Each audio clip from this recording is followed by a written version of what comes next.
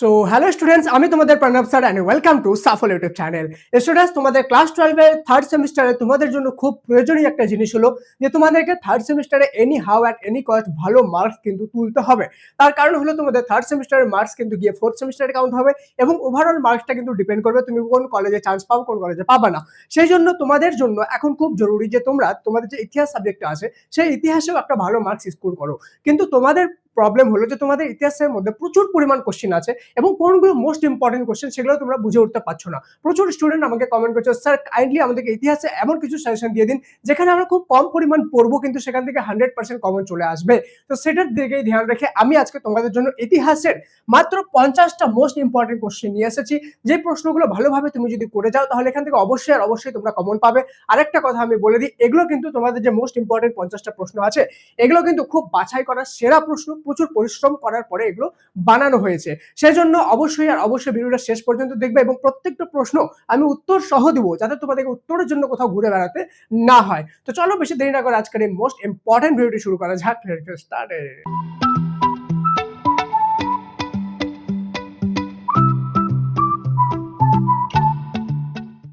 তো ভিডিও শুরুতে স্টুডেন্ট একটা জিনিস বলে দিই, তোমাদের টোটাল কিন্তু দুটা মানে পার্ট আছে, ঠিক আছে? Part 1 part 2। পার্ট 1 এ 3টা চ্যাপ্টার আছে এবং পার্ট 2 এর 3টে চ্যাপ্টার আছে। তো পার্ট 1 যে 1.1 1.2 1.3 তিনটা চ্যাপ্টার আছে, ওর মধ্যে থেকে যে 1.1 চ্যাপ্টারটা আছে এবং 1.2 চ্যাপ্টারটা আছে, এই দুটো চ্যাপ্টার থেকে কিন্তু আমি আজকে 50টা কোশ্চেন দেব। দেখো তোমাদের 6টা চ্যাপ্টার আছে এবং 6টা চ্যাপ্টার থেকে শুধুমাত্র আমি যদি মাত্র 50টা প্রশ্ন দিই, তোমরা খুব ভালোভাবে জানো সেখান থেকে আসার চান্সেস খুবই কম থাকবে। কেন কি তোমাদের ইতিহাসে প্রত্যেকটা লাইন থেকে প্রশ্ন আসতে পারে, ঠিক আছে? তো সেই জন্য আমি তোমাদেরকে এমন প্রশ্ন দিব যেগুলো এই দুটো চ্যাপ্টার থেকে 50টা প্রশ্ন দেবো উত্তর সহ, সেখান থেকে তো কমন আসবে এবং বাকি যে চ্যাপ্টারগুলো আছে সেগুলোর আমি সাজেশন এনে দেবো। তো সেগুলোর অবশ্যই সাবস্ক্রাইব করে রাখবে, নাহলে ভিডিও আসবে চলে যাবে, বুঝতে পারবে না। ওকে, তো সাবস্ক্রাইব করে বেল আইকনটা প্রেস করে দাও। আর আমি এরকম না সাজেশন বইয়ের মতো যে এক একটা চ্যাপ্টারে অনেকগুলো করে প্রশ্ন দিয়েছি, 100টা 200টা দেন ওখান থেকে তো আসবেই, একটা চ্যাপ্টার থেকে আমি 200টা প্রশ্ন দিই, ঠিক আছে? এমনও না, আমি তোমাদেরকে লিমিটেডই মানে দিয়েছি যেগুলো অল্প করবা কিন্তু কমন চলে আসবে এরকম, ঠিক আছে? চলো সবার প্রথম আমরা চ্যাপ্টার 1টা থেকে দেখে নেবো আমাদের মোস্ট ইম্পর্টেন্ট সেই প্রশ্নগুলো। দেখো আমাদের চ্যাপ্টার 1 থেকে প্রথম প্রশ্ন হলো, নিম্নলিখিত কোন সুলতানের সভাসদ ছিলেন আল বিরুনি? ঠিক আছে, সুলতান মাহমুদ। কাকে বলা হতো ভূগণিতের জনক বা ফাদার অফ জিওডেসি? অ্যান্সার হবে আল বিরুনি। 3 নম্বর, আল উস্তাদ নামে কে পরিচিত ছিল আল বিরুনি? ইবন বাতুতা কোন দেশের বাসিন্দা ছিলেন? মরক্কো। এটা খুবই ইম্পর্টেন্ট প্রশ্ন। আচ্ছা, কেউ স্কিপ করে যাবে না, আমি কিন্তু মাঝে মাঝে 3 স্টার করে দেবো, ঠিক আছে? স্কিপ করে গেলে তোমারই লস। চলো নেক্সট চলে যাবো 5 নম্বরে। ভালো জিনিসের পরিপূর্ণ একটি নরক, ঠিক আছে? ভালো জিনিসের পরিপূর্ণ একটি নরক বাংলা সম্পর্কে এই মন্তব্যটি কার রচনায় পাওয়া যায়? ইবন বাতুতা। 6 নম্বর, নিকোলো কোনটি কোন দেশের পর্যটক ছিলেন? পর্তুগাল। 7 নম্বর, নিম্নলিখিত কোন মুসলিম পর্যটক সংস্কৃত ভাষা পারদর্শিতা অর্জন করেছিলেন? আল বিরুনি। খুবই ইম্পর্টেন্ট প্রশ্ন। জাহাঙ্গীর কাকে খান উপাধি প্রদান করেছেন? William Hawkins. খুবই ইম্পর্টেন্ট প্রশ্ন। 9 নম্বর, আরবের হেরোডোটাস কাকে বলা হতো? আল মাসুদি। খুব বেশি ইম্পর্টেন্ট এই প্রশ্নটা, ঠিক আছে? দেন 10 নম্বর, আল বিরুনি কোথায় জন্মগ্রহণ করেন? উজবেকিস্তান। আচ্ছা, তোমরা কারা কারা চাও যে ইতিহাসের যে বাকি পার্টগুলো আছে সেগুলো আমি ফটাফট তোমাদেরকে নিয়ে আসি যাতে তোমরা খুব ভালো একটা রিভিশনের সময় পেয়ে যাও, ঠিক আছে? তাহলে সবাই কমেন্টে অবশ্যই MORE মোল লিখে আমার জন্য অনেকগুলো লাভ রেট দিয়ে দিও। যারা যারা মোল লিখবা বুঝে যাবো যে হ্যাঁ তোমাদেরকে তাড়াতাড়ি দরকার, সেকেন্ড পার্টটা আমি তাড়াতাড়ি তোমাদের জন্য নিয়ে আসবো, ঠিক আছে? সবাই যেন কমেন্টে মোল লিখে দিও। আর আমার এই প্রশ্নটা যদি তোমাদের জেনুইনলি মনে হয়, জেনুইন এফোর্ট করছি আমি তোমাদের জন্য, অবশ্যই এক লাইক তো বানতে আর একটা লাইক করে হাই বাটনটা ক্লিক করে দিও, ঠিক আছে? চলো আমাদের নেক্সট 11 নম্বরে চলে যাবো। আল বিরুনি কোন ভাষায় কিতাবুল হিন্দ লিখেছিলেন?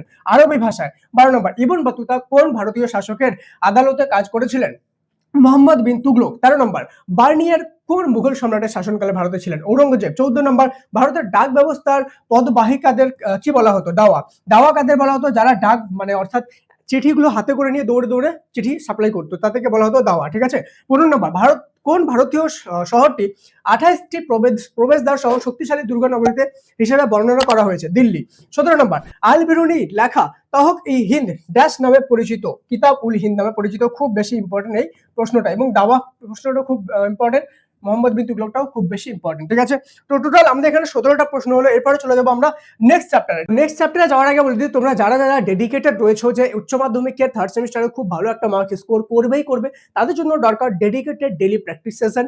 রিয়েল কোশ্চেন পেপারে তোমাদের প্র্যাকটিস, রিয়েল কোশ্চেন পেপার অর্থাৎ যেমন কোশ্চেন হবে পরীক্ষায় তেমনই টাইপের কোশ্চেন পেপারে বিভিন্ন রকমের কোশ্চেনে প্র্যাকটিস করানো এবং সবকিছু লাইভ এবং রেগুলার কনসিস্টেন্সির সাথে প্র্যাকটিস। আর এই সবকিছু কিন্তু আমাদের সাফল ল্যাবে অলরেডি করানো হচ্ছে আমাদের অনলাইন ক্লাসে। তোমরা চাইলে জয়েন করতে পারো মাত্র 249 একবার পেমেন্ট করে সম্পূর্ণ সেমিস্টারে এক্সেস পেয়ে যাবে। তারই সাথে মোস্ট ইম্পর্টেন্ট, ক্লাসে জয়েন করার সাথে সাথেই তোমরা কিন্তু যতগুলো ক্লাস আজ পর্যন্ত হয়েছে রেকর্ডেড ক্লাস, সম্পূর্ণ সিলেবাসের সম্পূর্ণ ক্লাস পেয়ে যাবে, এবং তারই সাথে আমাদের এক্সপার্ট টিচার দ্বারা তৈরি স্মার্ট নোট 100% কমন সাজেশন নোটও তোমরা কিন্তু পেয়ে যাচ্ছ, এবং ডাউট সলভিং ক্লাসও পেয়ে যাবা, এবং এক্সপার্ট টিচারের গাইডেন্সও পেয়ে যাবে যে কিভাবে ফুল মার্কস স্কোর করতে হবে। তোমরা যদি জয়েন করতে চাও তাহলে অবশ্যই লিংক পিন কমেন্ট আর ডিসক্রিপশনে দিয়ে দিলাম, সেখানে ক্লিক করে জয়েন করতে পারো, দেখতে পারো হাউ টু জয়েন বলে লিংক দেওয়া আছে, সেখানে ক্লিক করে দেখে নাও। ঠিক আছে, অলরেডি হাজারো স্টুডেন্টরা জয়েন করেছে এবং প্রতিদিন কিন্তু এখানে রেগুলার ক্লাসেস হচ্ছে এবং রেগুলার ক্লাসের মাধ্যমে নিজেকে তৈরি করছে। শুধু ইতিহাস না, যে কোনো সাবজেক্ট তুমি আর্টসে রয়েছো তার জন্য তোমরা জয়েন করতে পারো। মনে রাখবার, সাফল্য হলো আর্টস স্টুডেন্টদের জন্য ডেডিকেটেড একটা প্ল্যাটফর্ম, যেখানে তোমাদেরকে অনলাইন ক্লাসের মাধ্যমে 100% মার্কসের প্রস্তুতি কিন্তু করানো হয়। ঠিক আছে, চলে যাবো আমাদের নেক্সট চ্যাপ্টারে, চ্যাপ্টার 2, ভক্তি ও সুফি আন্দোলন। 1 নম্বর, ভক্তিবাদী সাধক রামানন্দের উপাস্য দেবতা কে ছিলেন? রাম। হিন্দি ভাষার যে সকল সন্ত কবিরা খড়িবলি ভাষা ব্যবহার করতেন তারা কোন সম্প্রদায় ভক্তি ছিলেন? নাথপন্থী। খুব ইম্পর্টেন্ট প্রশ্ন। কোন ভক্তিবাদী সাধক আনন্দ তীর্থ বা পূর্ণ প্রাপ্ত নামে পরিচিত ছিল? মাধব। 4 নম্বর, শিখ গুরুদের বাণীগুলো সংকলন গ্রন্থটি কি নামে পরিচিত? আদি গ্রন্থ সাহেব। খুব ইম্পর্টেন্ট প্রশ্ন। দেন 5 নম্বর, শিখ ধর্মগ্রন্থ গুরু গ্রন্থ সাহেব নানকের শ্লোকগুলি কোন লিপিতে রচিত হয়েছে? গুরুমুখী লিপিতে। খুব বেশি ইম্পর্টেন্ট এই প্রশ্নটা। ঠিক আছে, দেন চলে যাবো নেক্সট 6 নম্বর, কোন ধর্মগুরু অদ্বৈত ব্রহ্মবাদ এবং নিষ্কাম কর্মবাদের সমন্বয় ঘটান? শঙ্করাচার্য। ঠিক আছে, মোস্ট ইম্পর্টেন্ট প্রশ্ন। দেন কোন ভক্তিবাদী সাধক একটি নিম্ন বর্ণভুক্ত দর্জি ছিলেন? নামদেব। 8 নম্বর, দুর্ভিক্ষে স্ত্রী পুত্রকে হারানোর পর যে মহারাষ্ট্র সহ সারা ভারতে ভক্তি কাব্যের একজন শ্রেষ্ঠ কবি হয়ে ওঠেন তার নাম হলো তুকারাম। 9 নম্বর, কোন ভক্তিবাদী সাধকের বৈষ্ণব ধর্ম প্রচারের ফলে বাংলা সংস্কৃত ভাষা সাহিত্য সমৃদ্ধ হয়? শ্রী চৈতন্য দেবের। 10 নম্বর, আসামের একজন বৈষ্ণব ভক্তিবাদী সাধকের নাম হলো শঙ্করদেব। 11 নম্বর, শ্রী চৈতন্য দেবের পরিবারের গৃহ দেবতা ছিলেন রঘুনাথ জি। চলো নেক্সট 12 নম্বর, নীলাচল বলতে কোন অঞ্চলকে বোঝায়? পুরীকে। ঠিক আছে, এবং পুরীর যে জগন্নাথ প্রভু আছে তাকে কিন্তু নীলাচল বালে বলা হয়। ঠিক আছে, তো এই জন্যই বলা হয়, কেন কি পুরীকে নীলাচল বলা হয়। 13 নম্বর, কবির কার কাছে শিষ্যত্ব গ্রহণ করেন? রামানন্দের কাছে। 14 নম্বর, কবির কোথায় দেহত্যাগ করেন? মহাগড়ে। ঠিক আছে, এটা খুব ইম্পর্টেন্ট প্রশ্ন ছিল। দেন 15 নম্বর, হিন্দিতে দোহা ও শ্লোকের মাধ্যমে উপদেশ দিতেন ভক্তিবাদী কোন সাধক? কবির। ঠিক আছে, দোহা আর শ্লোকের মাধ্যমে উপদেশ। দেন তোমরা অনেকবারই শুনেছো হয়তো কবিরের দোহা। ঠিক আছে, তো কবিরের লেখা লাইনগুলো যে উপদেশগুলো সেগুলোকে কি বলা হয়? আমাদের দোহা বলা হয়। ঠিক আছে, দেন 16 নম্বর, কবির পন্থীদের উদ্যোগে সংকলিত কবিরের দোহা বিষয়ক গ্রন্থ বিজক কোন কয়টি ভাগে বিভক্ত? 3টি ভাগে। তার মানে কবির পন্থীদের উদ্যোগে সংকলিত কবিরের দোহা বিষয়ক গ্রন্থের নাম কি? বিজক। এটাও কিন্তু প্রশ্নে আসতে পারে। ঠিক আছে, 17 নম্বর, কবিরের লেখা দোহাগুলি অধিকাংশ কোন ছন্দে রচিত? চতুষ্পদী ছন্দে। খুবই ইম্পর্টেন্ট প্রশ্ন, এটাও খুব ইম্পর্টেন্ট প্রশ্ন। ঠিক আছে, দেন চলে যাবো নেক্সট আমাদের 18 নম্বর, কবির সহ ভক্তিবাদী সাধক রামানন্দের কতজন প্রধান শিষ্য ছিলেন? 12 জন। ঠিক আছে, 19 নম্বর, শিখ ধর্মের প্রবর্তক ছিলেন গুরু নানক। খুব বেশি ইম্পর্টেন্ট প্রশ্ন। 20 নম্বর, নানকের সহচরদের মধ্যে সর্বশ্রেষ্ঠ কে ছিলেন? লোহিনা। বেশি ইম্পর্টেন্ট। 21 নম্বর, গুরু নানক প্রবর্তিত ধর্মের মূল মন্ত্র কি? সৎ শ্রী আকাল। ঠিক আছে, তোমরা হয়তো যারা বর্ডার মুভিটা দেখেছো তারা হয়তো দেখেছো। ঠিক আছে, এখানে বলে সৎ শ্রী আকাল কথাটা, পাঞ্জাবিটা সাধারণত এটা বেশি বলে, দেখবা। ওকে, তো এটা হলো গুরু নানকের প্রবর্তিত ধর্মের মূল মন্ত্র, সৎ শ্রী আকাল। ঠিক আছে, দেন 22 নম্বর, গুরু নানকের উত্তরসূরি কে ছিলেন? গুরু অঙ্গদ। 23 নম্বর, কথিত আছে যে গুরু নানকের দেহত্যাগের পর নশ্বর দেহের বদলে ভক্তরা দেখতে পান ফুল। অর্থাৎ গুরু নানক যখন মারা গিয়েছিল তখন তার ভক্তরা যখন তাকে দেখতে গিয়েছিল তখন তার দেহটা আর দেখতে পায় না, সেখানে শুধুমাত্র একটা ফুল পড়ে থাকা কিন্তু দেখেছিল। ঠিক আছে, এই জিনিসটা এখানে হয়েছিল। দেন চলে যাবো 24 নম্বর, নানক কত বছর বয়সে দেহত্যাগ করেন? 71 বছর বয়স। খুব ইম্পর্টেন্ট। গুরু নানকের একজন বিশ্বস্ত মুসলমান শিষ্যের নাম মাধানা। খুব ইম্পর্টেন্ট। শ্রী শ্রী চৈতন্য দেবের সন্ন্যাস গুরু কে ছিলেন? কেশব ভারতী। শ্রী চৈতন্য দেবের ডাক নাম কি ছিল? নিমাই। খুব বেশি ইম্পর্টেন্ট প্রশ্ন। শ্রী চৈতন্য জীবনী বিষয়ক গ্রন্থ চৈতন্য ভগবতের রচয়িতা আমাদের বৃন্দাবন দাস। 29 নম্বর, শ্রী চৈতন্য জীবনী বিষয়ক গ্রন্থ চৈতন্য মঙ্গলের রচয়িতা কে? লোচন দাস। চলো নেক্সট ইম্পর্টেন্ট প্রশ্ন হলো 30 নম্বর, শ্রী চৈতন্য দেবের একজন প্রিয় অনুচরের নাম কি? জগন্নাথ দাস। 31 নম্বর, শ্রী চৈতন্য দেবের মোট কত বছর জীবিত ছিলেন? 48 বছর। ঠিক আছে, নিমাই কত বছর বয়সে সন্ন্যাস নেন?